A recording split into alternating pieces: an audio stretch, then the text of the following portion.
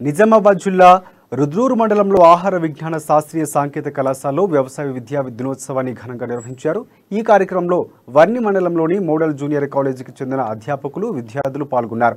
వ్యవసాయ సాంకేతిక విద్య గురించి కళాశాల అసోసియేట్ దిన్ స్వామి విద్యార్థులకు వివరించారు. రాష్ట్రంలో పండించే పంటలు ఏ విధంగా సాగు చేయాలి, ఏ విధంగా నిల్వ చేసుకోవాలి అనే అంశాన్ని దిన్ స్వామి వివరించారు. ప్రొఫెసర్ జయశంకర్ తెలంగాణ రాష్ట్ర విశ్వవిద్యాలయం అందించే వివిధ రకాల కోర్సుల గురించి విద్యార్థులకు తెలిపారు.